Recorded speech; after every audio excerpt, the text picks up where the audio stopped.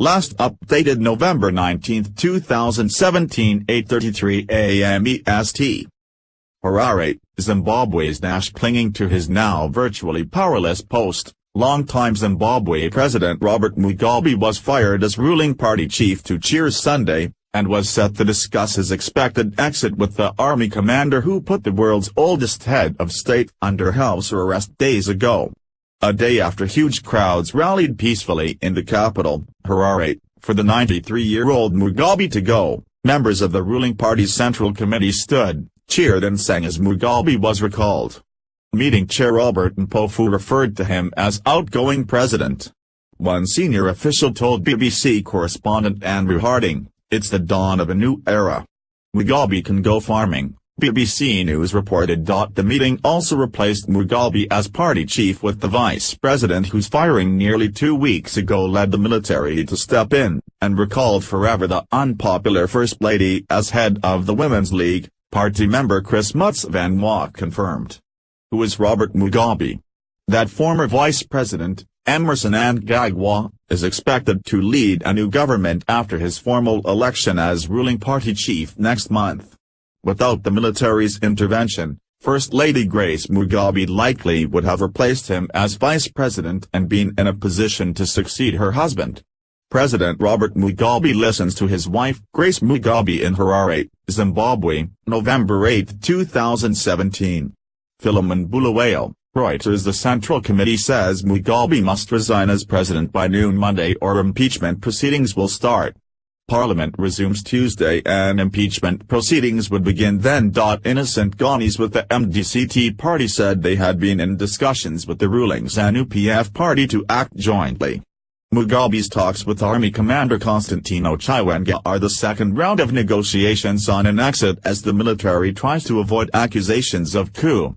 Zimbabwean officials have not revealed details of the talks, but the military appears to favor a voluntary resignation by Mugabe to maintain a veneer of legality in the political transition. Mugabe, in turn, could be using whatever leverage he has left to try to preserve his legacy as one of Africa's liberation leaders or even protect himself and his family from possible prosecution.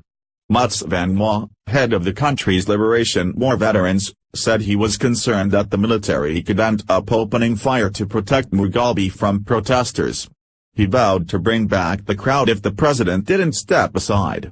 "We would expect that Mugabe would not have the prospect of the military shooting at people trying to defend him," Mutsvanwa said.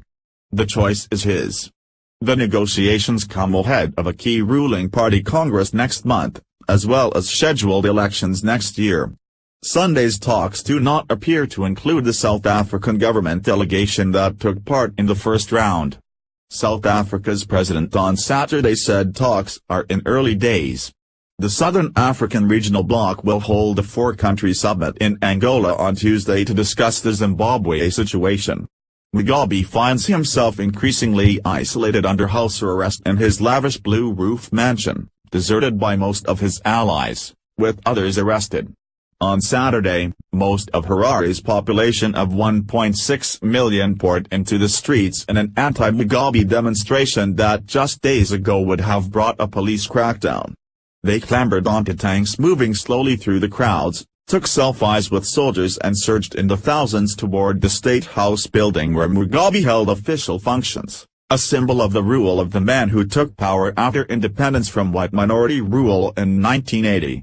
The euphoria came after years of watching the once prosperous African nation fall into decay, with a collapsing economy, repression of free speech, disputed elections and international sanctions.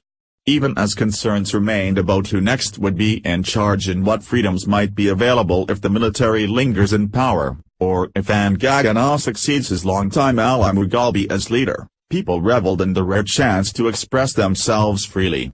"Let us have this moment," Zimbabweans said. If the next leader becomes trouble, they vowed to return to the streets again.